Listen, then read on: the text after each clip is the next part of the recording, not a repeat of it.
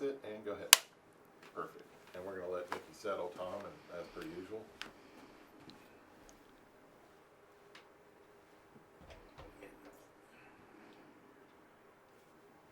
Okay.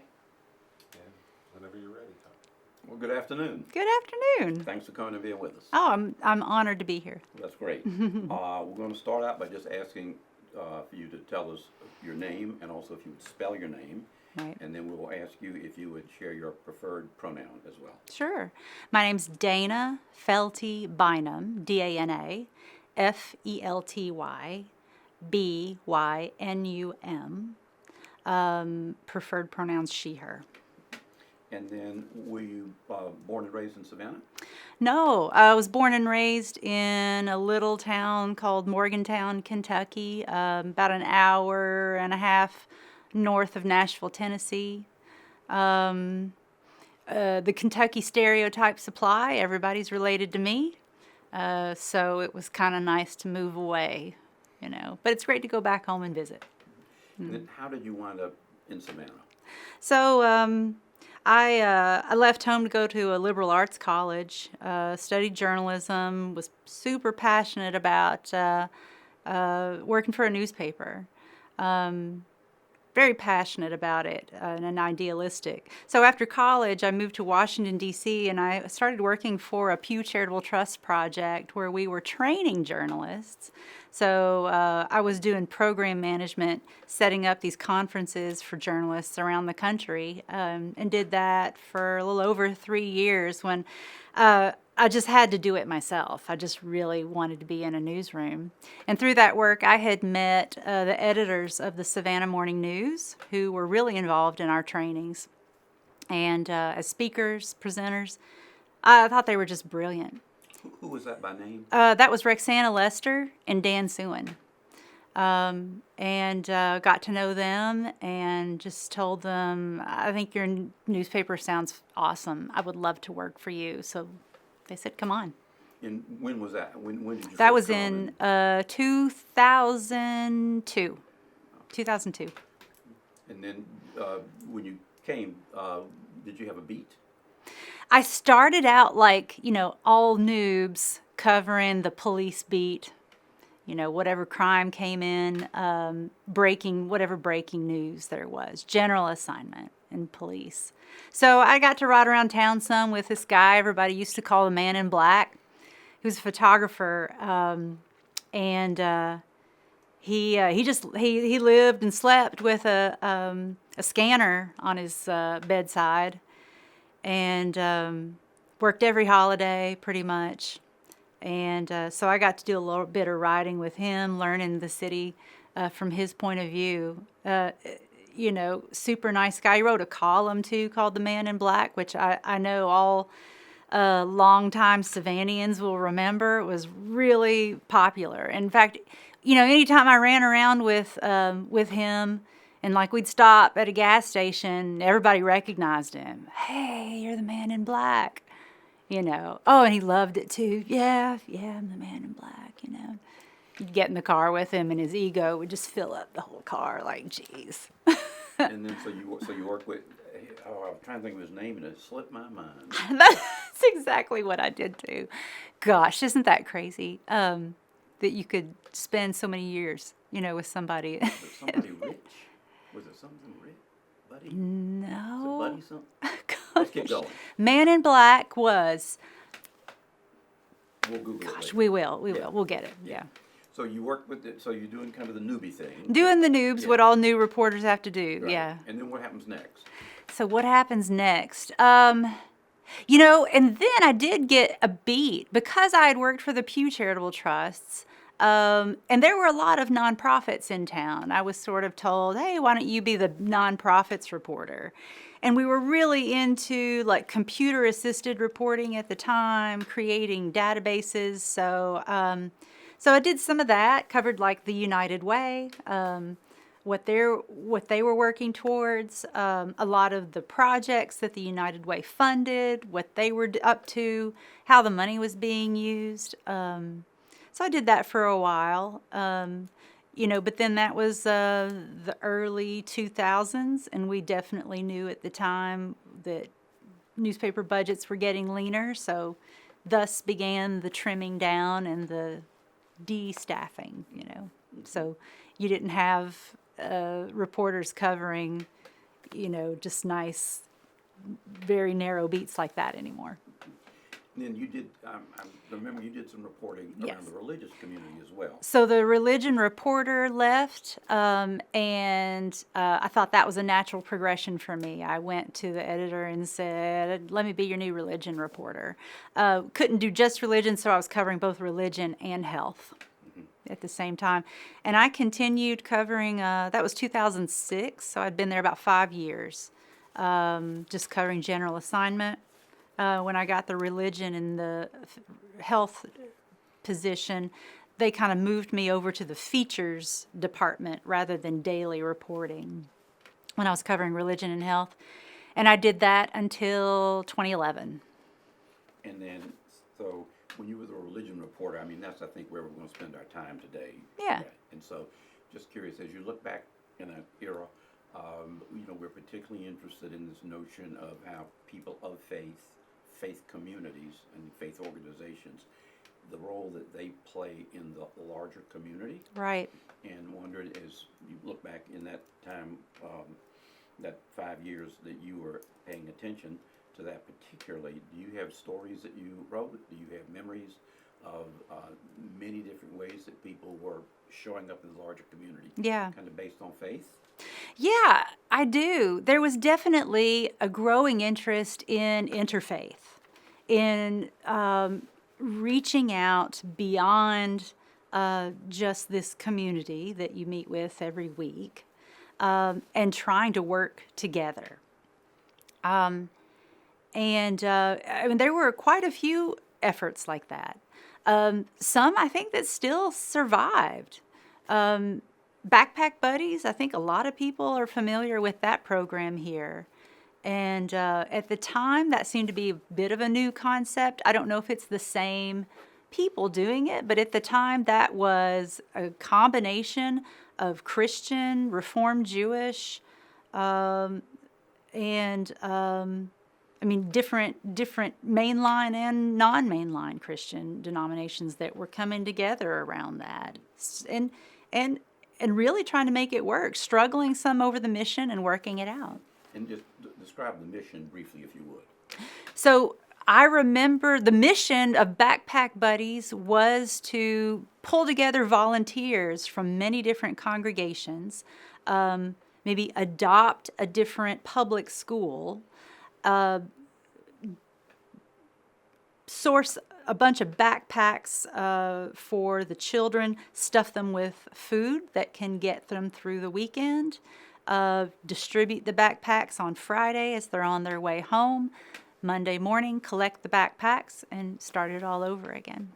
And that's week by week, month by month, year by year. Right, and right. it does continue. It does. I know I've still seen it around, so I think that's probably been a success. Again, the players may have changed, but I remember that getting off the ground at the time, and people really putting a lot of heart into it. Well, that's a great example. Would there be other things like that that you remember? Yeah, another one, again, not sure if it still exists, but another one was the Interfaith Hospitality Network that used the buildings, church buildings themselves, for people who were temporarily without a place to sleep, I think primarily families with children, for them to stay until they could get into a stable situation. That was a United Way funded project, and I think was pretty successful for quite a long time. And couldn't have worked without the involvement of the faith community. Oh, no way, because you were using their buildings. I mean, you had to have volunteers to stay with people in the building. You couldn't just leave people who didn't know the building and didn't know where they were all alone. Were there other efforts that might be?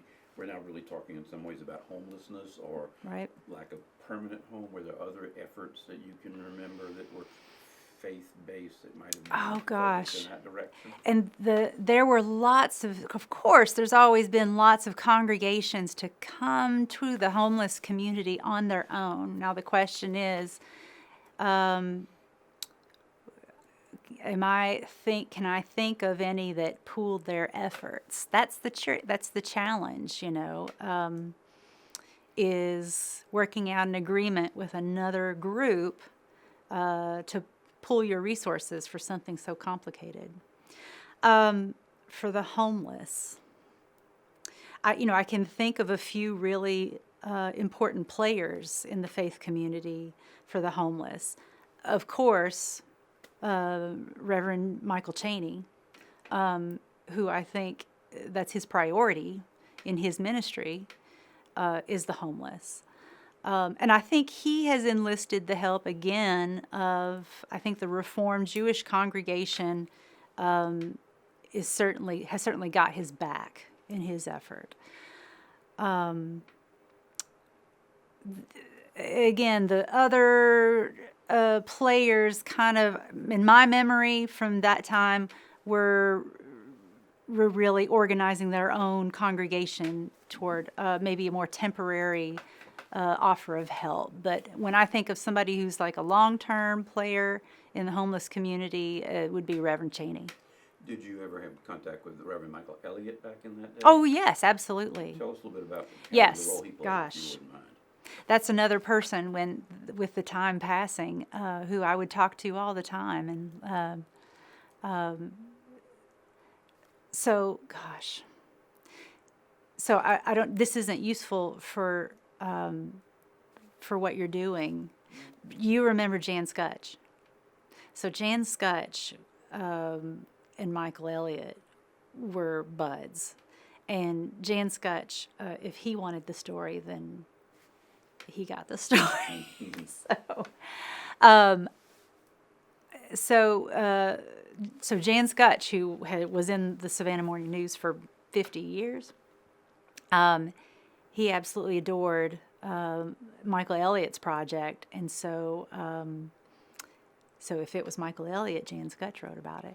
But yeah, Michael Elliott was another Savannah clergyman whose primary mission was to the homeless. And he was really able to organize the evangelical community and the mainline community around an effective way, long-term way of addressing the homelessness crisis. Not just providing bottles of water one day or a soup kitchen on the holiday, but really reaching out to the homeless, getting to know them, and trying to figure out holistic ways of getting to their problems. Many times when there's someone like Michael Elliott that's trying to do something like that, there'll be one or two champions that come alongside them who have enough social status and maybe money to really champion. Can you remember maybe who a couple of his champions might have been? Oh, Michael Elliott's champions.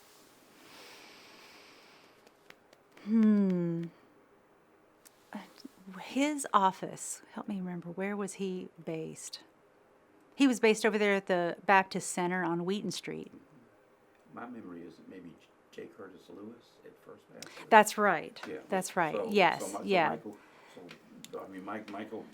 was kind of a radical, if you will, and radicals in Savannah sometimes don't. That's tricky. Yeah. It's tricky. They burn hot and they burn back out. Right. Michael did not. Right. Thoughts on why he was able to actually scale up and do the kind of work he did? Yeah. Well, that's the benefit of being clergy is that comes with some credibility, right, in the community. You're not just you're doing Jesus's work, but you got this title next to it. Rather than if you're a radical, then you're probably going to burn out. But if you got Reverend in front of your name, then you get a little more credibility, even if you've got the same passions as the radical follower of Jesus, So I think the title helped, but also Michael Elliott was a person who could work toward a big picture and pace himself toward a big picture. And I think that's why he was so successful. When you're looking for, when you've got some people out there with money who are looking for a good way to make a difference, they need to hear a picture, a big picture plan. And I think Michael Elliott could see that, he could create it, he could see it, and I think he could communicate that. And I think that's what Mr. J.C. Lewis was looking for, was somebody with a big picture and who could do it. And Mr. Lewis, again, if I remember right, was First Baptist Church, I believe was his congregation. Now I'm not sure. Yeah. That would make sense. First Baptist Church, the older, more mainline. You've got different types of Baptists. You've got in fact, it was a First Baptist historian who told me there's about 52 types of Baptists in the country. There may be more now. So First Baptist Church, more of a mainline Protestant Baptist church, and like many of the downtown Baptist church, you had a lot of old Savannah that were part of many of those congregations. So I don't remember Mr. Lewis a conversation where he told me where he attended, but that would make sense to me if that's where he went. As a reporter, did you ever run into Reverend Tom Austin, who was the minister at First Baptist, by any chance? Oh, that name doesn't sound familiar. That might have been either before or after my time. Yeah. The pastor during my whole time covering the religion beat was Reverend Finley. And Reverend Finley he reminded me of like a founding father in his very dignified way of preaching. Yeah. Through the years in Savannah, from what I can tell, there have been many examples where women have, quite frankly, seen the need and organized. Yeah. And again, looking back inside of your church reporting, but there'd be memories where there was clearly like a little covey of women that realized something had to be done, and they just went out and got it going. Oh, yes. Remember,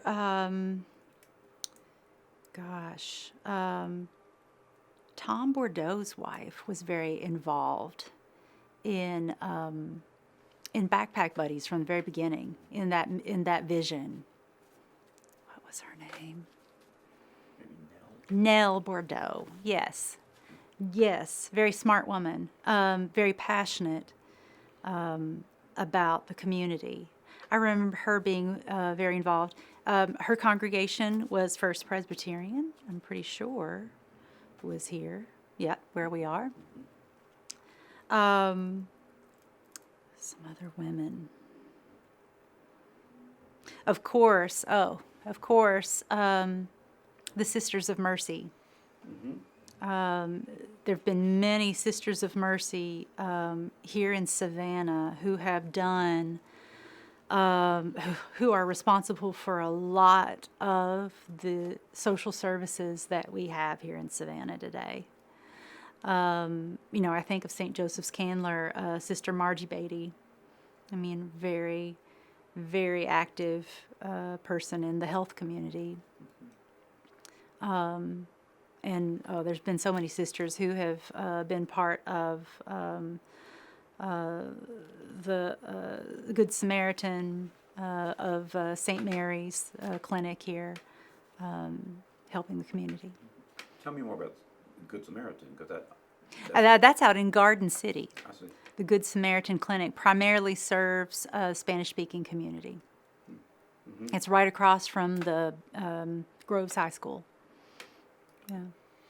And when you were reporting, I'd just be curious, inner city night shelter? Oh, yes, that's right. So, That's right. There was also the inner city night shelter.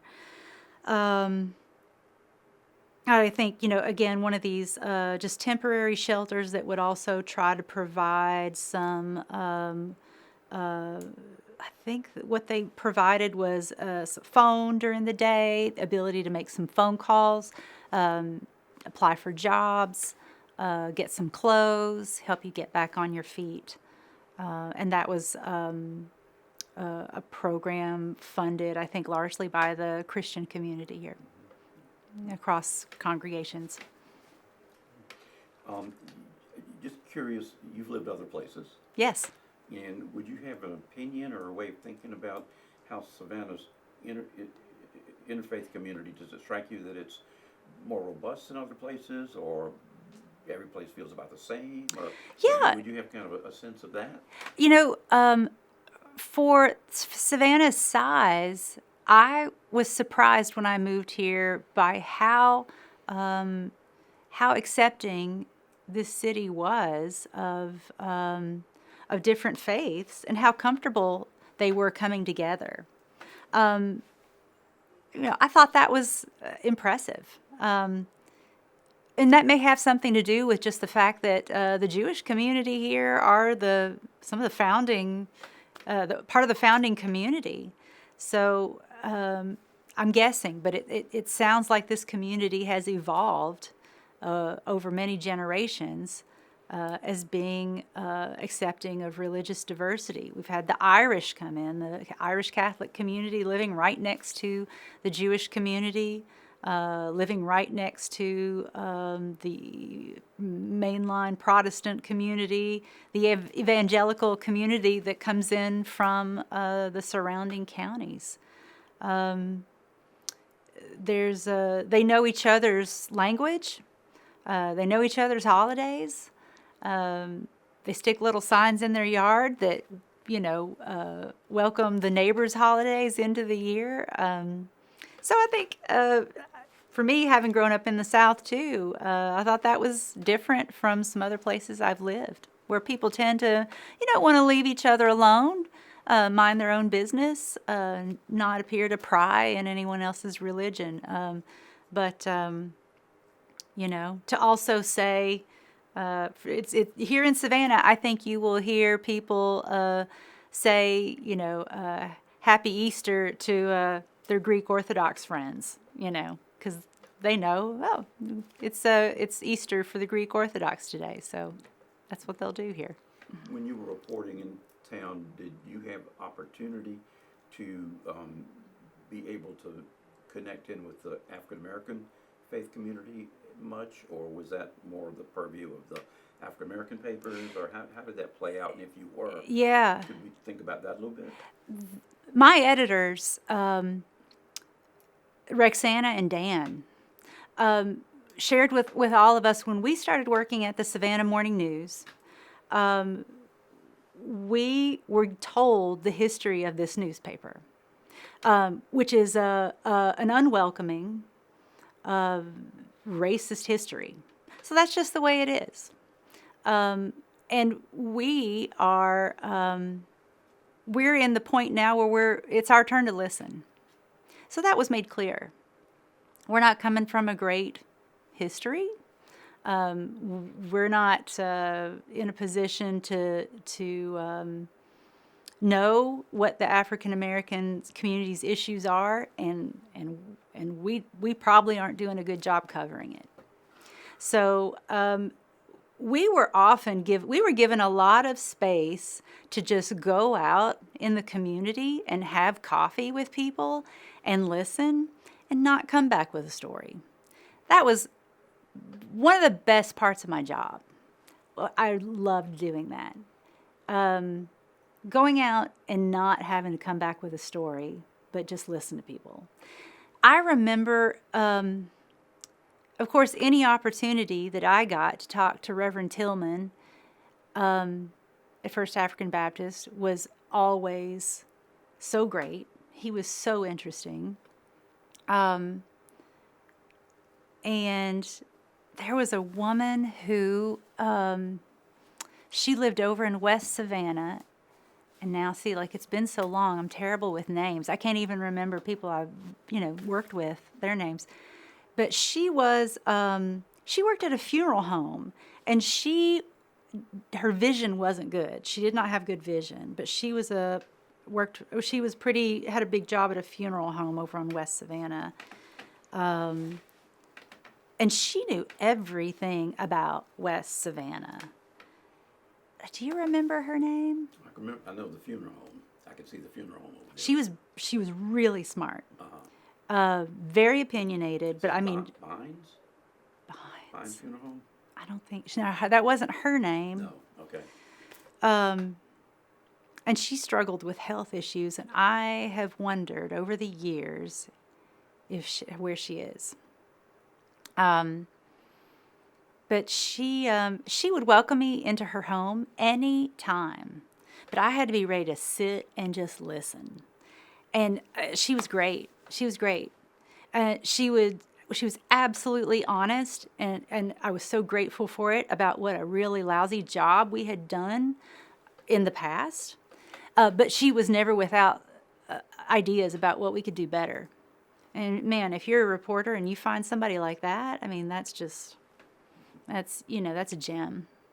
I've never thought about it before, but funeral home directors, quite frankly, have an interesting look at the faith community.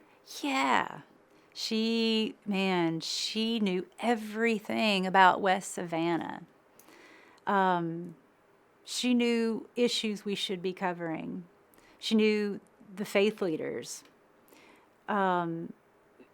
She knew that a lot of these pastors, they're spending all their time being, doing social services, providing social services for people.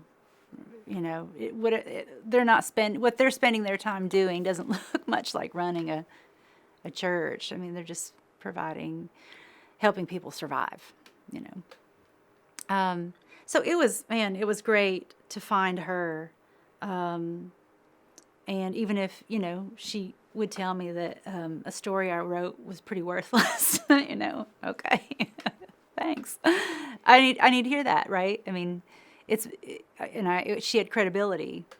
So I knew, okay, well, good. Now I can go in a better direction. It's not somebody yelling. You get people in the newspaper who just call and yell at you over the phone. It's like, well, I can't do anything with that. But with her, I could go somewhere. Yeah. Other folks who, there was another pastor, older man, and he was very involved in the civil rights movement. And he lived to be in his late 90s. I think he only passed a few years ago. John Q. Adams? No. And he was the pastor of one of the bigger downtown churches, and he retired. Oh, he was pastor of the one out there, like near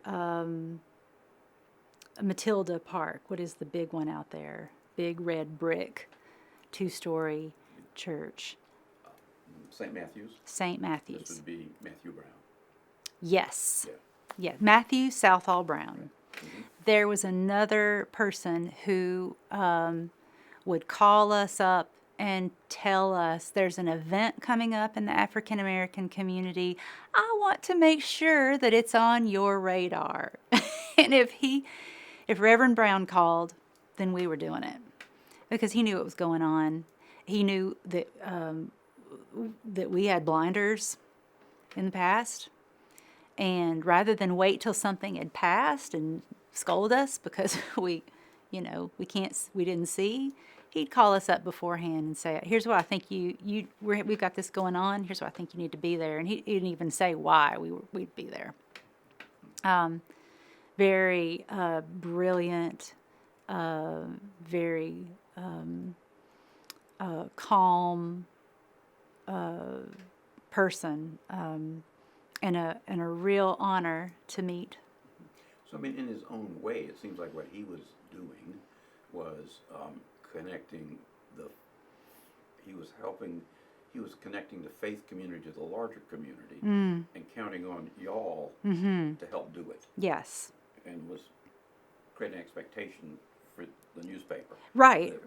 Right. So he had his finger on the pulse of the faith community in Savannah. Not just the faith community, but the morning news. Our newsroom was primarily white, and the African American faith community is different. There's they're primarily African American faith community. There's some mixed congregations, but not, even across the country. That's not just in Savannah. Across the country, people go where they feel like everybody looks like them. It's okay. But our newsroom was primarily white.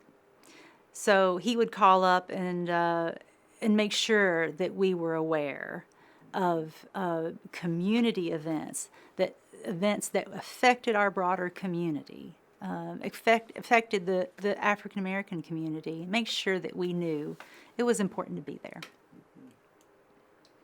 This reminds me of a story about Mr. Law, Yeah. who would stand in front of city council and explain to them that the word was Negro, not Negro, but Negro.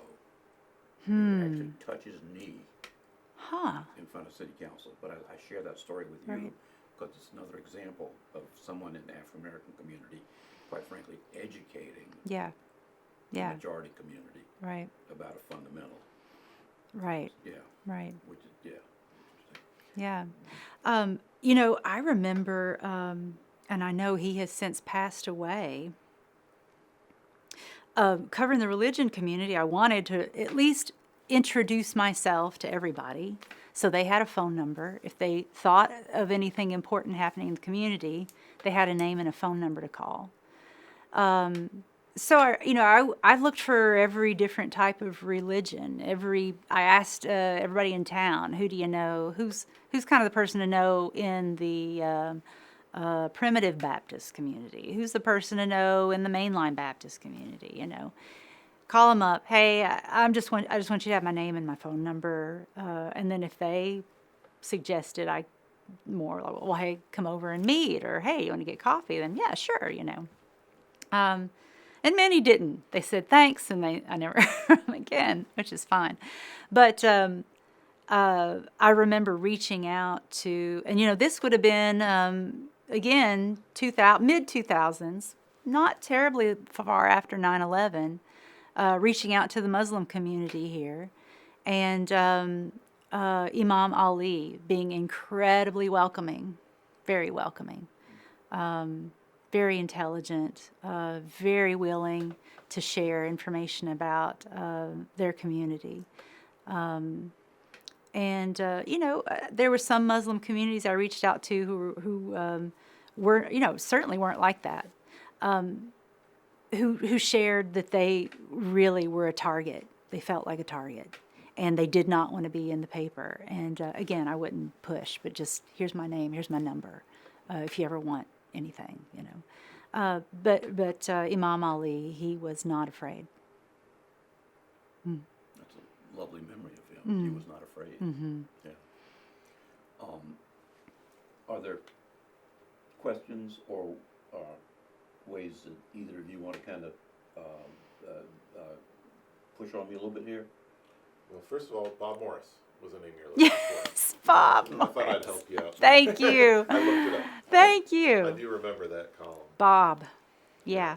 Gosh, we all loved Bob. Yeah. But other than that, no, I think we've covered a lot of good ground. Maybe just, I hate to say it this way, but just in terms of, from your perspective as covering the religion beat and knowing what you know about the community and being part of it yourself, maybe just your own thoughts about Savannah in general along those terms, about why you alluded to it earlier, about how it's different here. Yeah. But maybe some of your thoughts on why it might be that way. I'd like to hear, Yeah. what you thought about that. But of course, talk to Tom, not to me. Yeah, why is Savannah a little different than the rest of the South? It's, I think, partly the fact that we're so lucky as to have a lot of different people from day one just sailing into port. A Jewish community right from the get-go. And then over time, the immigrants from Ireland who had a very strong identity and brought over a very deep faith of Catholicism, established, one of the strongest dioceses in the country here in Savannah. And then an expanding Jewish community, a very diverse Jewish community. I mean, we don't just have a Jewish community. We have many Jewish communities in Savannah who are very different. Of course, the majority of Savannah are Christian, Protestant Christians, and we have them representing all kinds. We have this deep history of African American faith, with all of its influences. A very rich history of African American faith. I remember in my short time at the newspaper feeling like that really wasn't being appreciated for how rich that was, this African American history. Old history here. And I'm still not sure if it is. There's some folks who here in Savannah who really are committed to sharing African American history. I'm surprised that it hasn't been embraced more so. Because, that's something we have in Savannah that really very few communities across the country have. I'm going to propose this. I would wonder, I hadn't thought of it before, but if you think about the squares downtown, Yeah, and how many churches are on the squares, yeah, with the square as common ground, yeah. I wonder if there's any possibility Oh, that yeah. the geography may be even. The squares, they're a great metaphor for living together. I don't know, did that affect our attitudes towards interfaith cooperation? Yeah, maybe. Yeah, I'm sure. Geography plays a part of it too. Yeah. Maybe 4 churches on one square at 12 Yeah. o'clock, everybody leaves church, and you're And then you're standing in the square when church lets out all together. Yeah. Well, thank you very much.